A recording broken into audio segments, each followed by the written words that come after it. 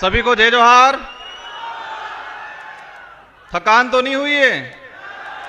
पक्का कोई नहीं थका है? बीच में से आवाज आ रही थी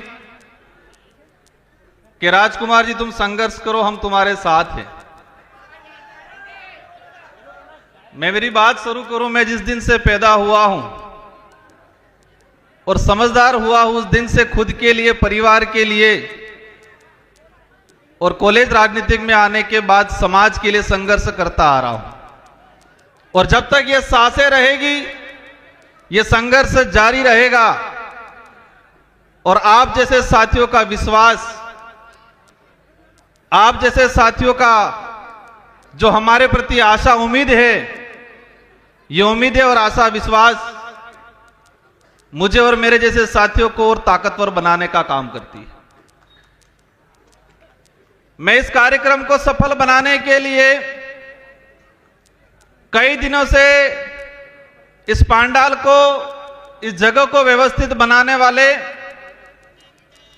और इस पांडाल में बैठने की व्यवस्था करने वाले वॉलंटियर साथी, गाड़ियों की पार्किंग की व्यवस्था करने वाले वॉलंटियर साथी, इस आयोजन को दिल से सच्ची नीति के साथ सफल बनाने वाले सभी साथियों को धन्यवाद देना चाहूंगा। 33वें आदिवासी सांस्कृतिक महासम्मेलन, इस सम्मेलन में पूरे देश के आदिवासी समुदाय इस हमारे पांडाल में विराजमान है। और सुबह से लगा के अनेक सोपानों के अंदर कार्यक्रम सफल हुए। 1-1:30 बजे हम पहुंचे और तब से अनेक वक्ताओं को सुना। आपने भी सुना, मैंने भी सुना। सबने अच्छी अच्छी बातें की। अधिकतर बातों पे तालियां बजी, अधिकतर बातों पे जयकारे लगे। एक बात कॉमन निकल के आई कि हमें संघर्ष करना है। सभी वक्ताओं की तरफ से जो बात आई उसमें एक कॉमन निकल के आई कि हमें संघर्ष करना है। और यह संघर्ष किस लिए करना है? अपने समाज के हक अधिकारों के लिए करना है, जल जंगल जमीन बचाने के लिए करना है। और फिर बात आई कि संघर्ष कैसे करेंगे? तो एकजुट होंगे तो संघर्ष होगा, ये बात आई। फिर नारे लगे, एक तीर एक कमान, आदिवासी एक समान। हम जिस मंच से, जिस जगह से हम बोलते हैं, हम जहां खड़े हैं, हम जहां बैठे हैं, अगर इस शब्द की यही पालना नहीं होती है तो संगठित नहीं हो सकते। और संगठित नहीं हो सकते तो हम संघर्ष नहीं कर सकते हमारे हक अधिकारों के लिए। साथियों, इस देश के अंदर 2011 की जनगणना के हिसाब से 140 करोड़ के आसपास पॉपुलेशन है। और इसमें आदिवासियों की बात आती है, 10 करोड़ 43 लाख आदिवासी समुदाय जो रिकॉर्डली है। 3 से 4 करोड़ आदिवासी अपने कागजी आदिवासी प्रमाण पत्र लेने के लिए संघर्ष कर रहा है देश में। आज 2026 है और 2026 के हिसाब से अगर बात करें तो भारत देश के अंदर रिकॉर्डली जो आदिवासी है 13 करोड़ के आसपास है। और 5 करोड़ के आसपास संघर्ष कर रहा है। नॉर्थ ईस्ट का देख लो, साउथ का देख लो, हमारे गुजरात का देख लो, महाराष्ट्र का देख लो। और जो 13 करोड़ आदिवासी है, इनमें से अधिकतर संघर्ष कर रहे हैं। मेरे राजनीतिक जीवन में मुझे 2 बार विधायक बनने का अवसर मिला मेरे विधानसभा क्षेत्र की जनता की ओर से। और आप जैसे साथियों की बदौलत मेरे संसदीय क्षेत्र बांसवाड़ा डूंगरपुर की जनता की वजह से मुझे सांसद बन के अवसर मिला। मैं बैठे बैठे विचार कर रहा था। कई साथी पूछ रहे थे, राजकुमार जी आपका नंबर कब आ रहा है? मैं मन ही मन हंस रहा था कि देश की संसद में रात की 1:30 बजे तक बैठता हूं तो हमारे आदिवासी भाइयों की आवाज उठाने के लिए, तो यहां पर मुझे 5 बजे तक बैठने में कोई दिक्कत नहीं है। जिस देश की संसद में भूखे प्यासे रात की 1:30 बजे तक बैठा हूं आदिवासियों की आवाज बनने के लिए, तो मुझे यहां पर रात की 6 बजे 7 बजे 8 बजे तक बैठने में कोई दिक्कत नहीं है। मन ही मन हंस रहा था। साथियों, संघर्ष करना है तो संघर्ष करना है तो पेशेंस रखना है हम सबको। मैं बात कर रहा था 13 करोड़ के आसपास आदिवासी है इस देश के अंदर रिकॉर्डली। पूर्व में पैसा कानून को लेके, 5वीं अनुसूची को लेके, फॉरेस्ट राइट एक्टों को लेके बात हुई, तो 13 करोड़ में से अधिकतर आदिवासी समुदाय संघर्ष कर रहा है। कोई आरक्षण के लिए कर रहा है, कोई अपना घर बचाने के लिए कर रहा है, कोई अपनी पहचान को जिंदा रखने के लिए कर रहा है, कोई जल जंगल जमीन के लिए कर रहा है। फॉरेस्ट राइट एक्ट की पूर्व वक्ताओं ने बात की, भारत देश के अंदर 25 लाख वन अधिकार अधिनियम के दावे प्रक्रियाधीन पेंडिंग पड़े हुए हैं। 25 लाख। एक परिवार में 5 सदस्य भी अगर मान लेते हैं तो 1,25,30 लाख के आसपास जनसंख्या हुई। मतलब यह हुआ पहला संघर्ष कि वन विभाग के अंदर रहने वाला भारत देश का आदिवासी 1,30 लाख के आसपास, जो सरकारी रिकॉर्ड है, मेरा रिकॉर्ड नहीं है, जो फॉरेस्ट राइट एक्ट के तहत दावे प्रक्रियाधीन चल रहे हैं, 1,30 लाख आदिवासी वन विभाग में बैठा हुआ संघर्ष कर रहा है। और कागज में नहीं आया है, रिकॉर्ड में वो 1 करोड़ और होगा। देश के अंदर वन विभाग के बाद चारागाह बिलाना जमीन की बात आती है, और चारागाह बिलाना जमीन की बात आती है। मैंने जो पार्लियामेंटली जो रिकॉर्ड निकाला है उससे मुझे जानकारी मिली है कि 2.5 से 3 करोड़ आदिवासी चारागाह बिलाना जमीन पे बैठा हुआ है और आज संघर्ष कर रहा है कागजी अधिकार लेने के लिए। साथियों, एक बात की बात समझना पड़ेगा, हम अधिकार की बात कर रहे हैं। इस जमीन पे हमारा पुरखाई अधिकार है, हम कहते हैं इस देश के मूल मालिक हैं, लेकिन कागजी अधिकार के लिए संघर्ष कर रहे हैं। कौन सा अधिकार चाहिए? कागजी अधिकार। उस जमीन पे आजादी से पहले हमारे बाप दादा बैठे हैं, उन्होंने कुआं खोदा है, मकान बनाया है, लेकिन उसके पास कागज नहीं है। अब यह समझने पड़ेगा कागज कब जाएगा उस परिवार में, उस समाज में।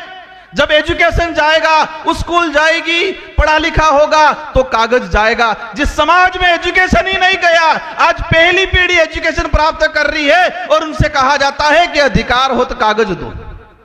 ये कागजी अधिकार। हम प्रयास करेंगे, देश के अंदर अनेक शोध संस्थाएं हैं, इसरो है, बड़े बड़े सैटेलाइट लगे हुए हैं, तो उन सैटेलाइटों से पता क्यों नहीं लग रहा है कि आदिवासी कब से बैठा हुआ है उस धरती पे, उससे कागज क्यों मांगा जा रहा है? यह आदिवासियों को गुमराह करने का तरीका है, बिजी रखने का तरीका है। सैटेलाइटों से छोटी छोटी चीजें कवर हो रही है और उस पे भी मैंने जाने का काम किया, लेकिन ये सैटेलाइट और ये सरकार, हमारे पूर्व जनजाति आयोग के अध्यक्ष जी ने कहा कि 2005 से पहला बैठा हुआ हर आदिवासी को पट्टा मिलना चाहिए, लेकिन सरकार क्या कह रही है? सैटेलाइट से देखेंगे, जिसका मकान है उसको देंगे। और हमारा मकान क्या छत वाला रहता है कि झोपड़ी वाला रहता है? ये सैटेलाइट, ये सरकारें झोपड़ी वाला जो मकान है, हमारा केलूपोस मकान है, जो हमारा कुआं है, उसको मकान नहीं मान रही है। जो 4 दीवारी बनी हुई है, जिसकी छत लगी हुई है, उसी को वो मकान मान रहे हैं। अगर इस स्थिति में हमारे अध्यक्ष जी अगर कह के जाते हैं, क्या हमें मिलेगा पट्टा? आज देश के अंदर जो स्थिति, इसके अलावा क्या बटे, इनसे ज्यादा तो लड़ रहे धर्मों में, पार्टियों में। कोई हिंदू बन गया, कोई ईसाई बन गया, कोई बौद्ध बन गया, कोई जैन बन गया, कोई मुस्लिम बन गया। पूर्व वक्ता ने वो कहा था कि आपस में ही लड़ रहे हैं, और मेरा जहां तक आकलन है, अगर हम नहीं समझे तो ये लड़ाई और तेज होने वाली है। जिस तरह मणिपुर में हुआ, इसी तरह छत्तीसगढ़ में हो रहा है। आज एक चीज हमने देखी, देश के अंदर छोटी सी कुछ घटना हो जाती है, हाहाकार मच जाता है, मीडिया हो, सरकार हो, न्यायालय हो, कोर्ट हो, संज्ञान ले लेती है। लेकिन आज भारत देश के अंदर पिछले 1.5 साल में 300 से 400 आदिवासी नक्सलाइट के नाम से मारे गए। इस पे किसी ने संज्ञान क्यों नहीं लिया? इस पे यहां पर भी बात नहीं हो रही है। हम कह रहे हैं एक तीर एक कमान, तो क्या छत्तीसगढ़, झारखंड, उड़ीसा वाले आदिवासी एक तीर एक कमान के अंदर नहीं आते हैं?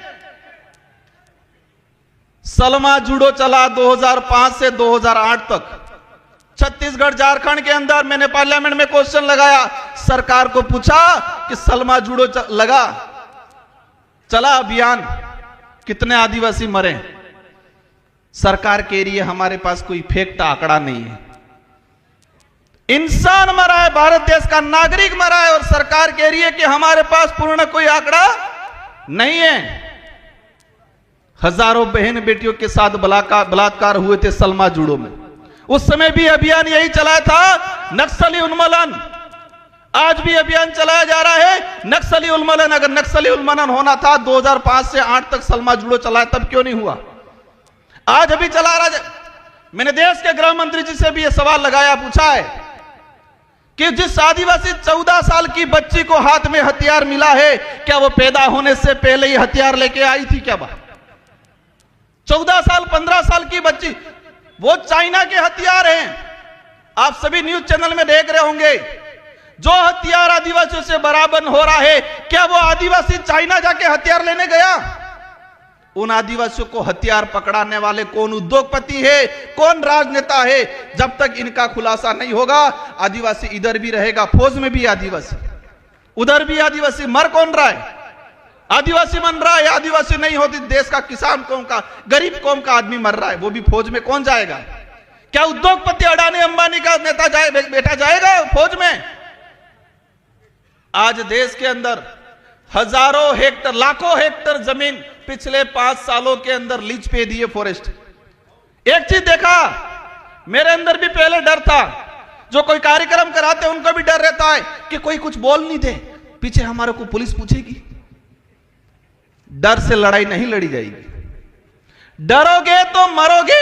हम सच्चाई के लिए लड़ रहे हैं तो लड़ना पड़ेगा। अगर हम जो बात बोल रहे हैं सरकार लिख के दे दे ये गलत है, जो बात हम पार्लियामेंट में बोल सकते हैं वो बात इस मंचों से भी होनी चाहिए आप लोगों के द्वारा।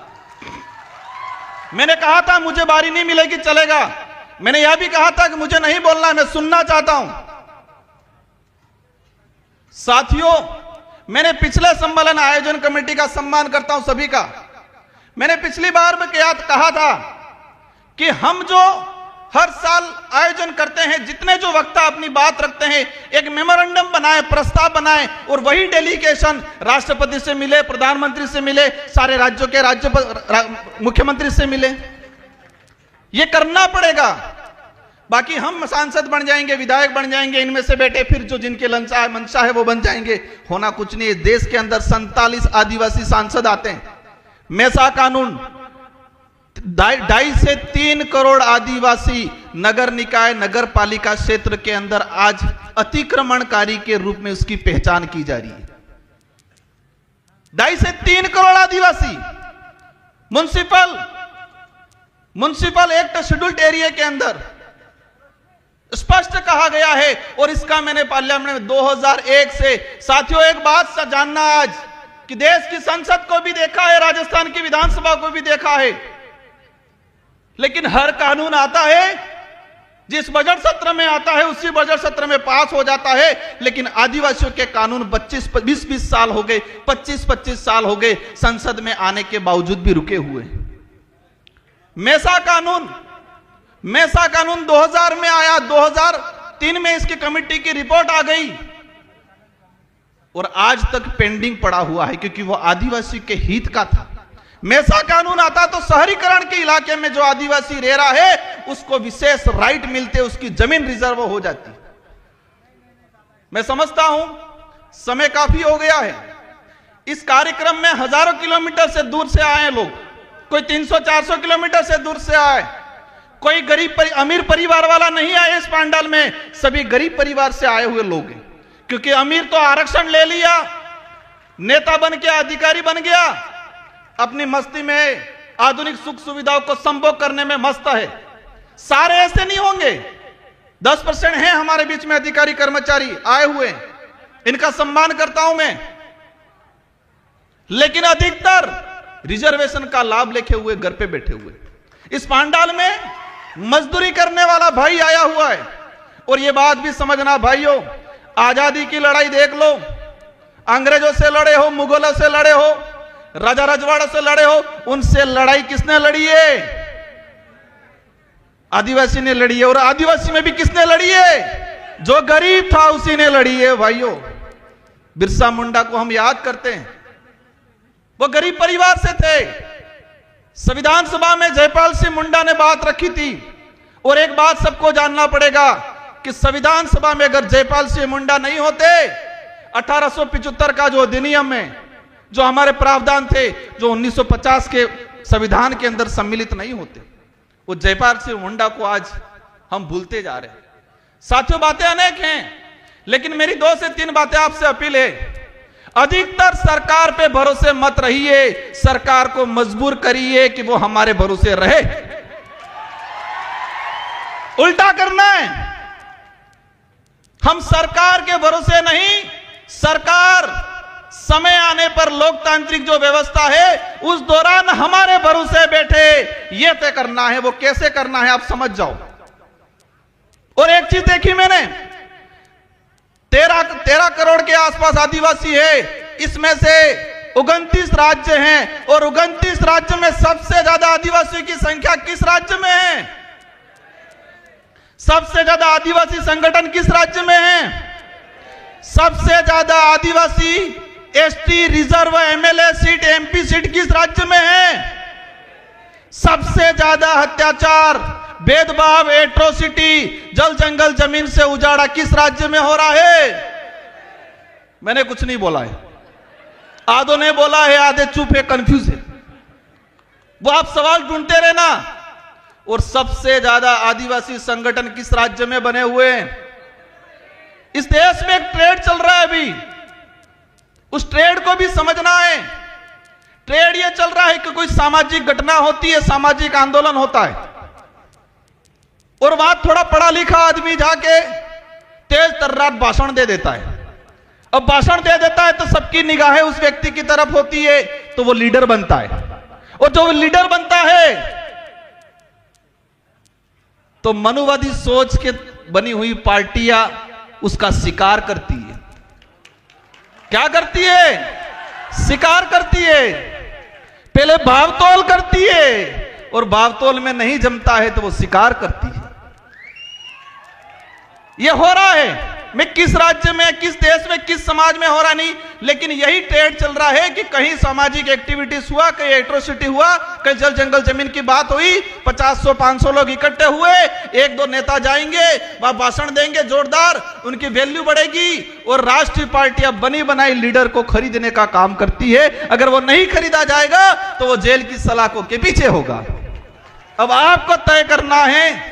ये बड़ी विडंबना है। कहोगे राजकुमार रोज तो कह रहा है ऐसा करना भी है, और फिर कह रहे कि ऐसा नहीं भी करना है। ये कंफ्यूजन है। ये बड़ी विडंबना है कि हमें सही व्यक्ति को, सही विचारधारा को कैसे चॉइस करना, ये आप पे छोड़ के जाना चाह रहा हूं। हमें विवेकशील बनना है, सोचने समझने की शक्ति डेवलप करनी है। यह बात जरूर है कि आदिवासी समुदाय बोला है, लेकिन इस समुदाय को कुछ लोग इस बोलेपन का फायदा उठाते हैं। और अंतिम में एक बात कहना चाहूंगा कि मेरे लिए तब सुनोगे आप, मेरा साथ तब दोगे, मैं सही नीति पे चलूंगा, सही बात के लिए लड़ूंगा, मेरी कथनी और करनी में अंतर आएगा, उस दिन राजकुमार रोध की भी नहीं सुनी जाएगी।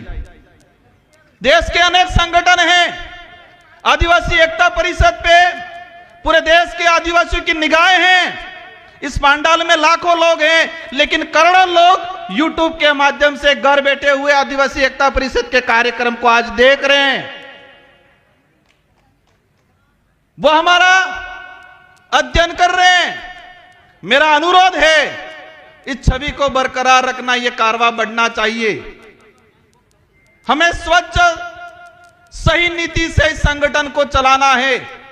मैं एक आदिवासी समुदाय का एक मामूली आदमी होने के नाते मेरा हमेशा सहयोग रहेगा। विचारधारा उद्देश्य कुछ हो सकते हैं अलग, लेकिन आदिवासी समुदाय के हक अधिकार उनको एकजुट करने की बात आएगी, राजकुमार रोध खड़ा रहेगा। लेकिन मेरा हाथ जोड़ के अनुरोध है कि कथनी और करनी में अंतर मत आने देना, नीति सही रखना। अगर नीति में मेरी और कथनी करनी में, मेरा उदाहरण ले लेता हूं, फर्क आ गया, समाज आज कारवा है, लेकिन नीति और करनी और कथनी में अंतर आ गया, पीछे कोई नहीं मिलेगा कुछ समय बाद। इस बात को ध्यान रखना सभी। समाज को जरूरत है। समाज हर बार ठगा गया है, हर व्यक्ति से ठगा गया है, हर संगठन से ठगा गया है। हम प्रयास करते हैं, हम सबको मिलकर प्रयास करना है, क्योंकि एक बार कोई लीडर बनता है और वो कोई गड़बड़ कर देता है, समाज ठगा हुआ महसूस करता है। कोई संगठन बनता है, उस संगठन से आस लगती है, अगर वो संगठन कथनी और करनी में अंतर कर देगा तो समाज ठगा हुआ महसूस करेगा। भाइयों, आजादी के बाद से हजारों बार आदिवासी समाज ठगा हुआ है, व्यक्तियों के द्वारा, संगठनों के द्वारा। हम प्रयास करो, आप ज्यादा कुछ नहीं कर पाओगे चलेगा, लेकिन कथनी और करनी में अंतर मत आने देना और सही नीति से, निष्पक्ष नीति से हमें आगे बढ़ना है। इन्हीं शब्दों के साथ आप सबको धन्यवाद, आभार। जय जोहार, जय भारत, जय भील प्रदेश, जय संविधान। एक तीर एक कमान, एक तीर एक कमान, इस नारे की भावना है, उसको जिंदा रखना। जय जोहार।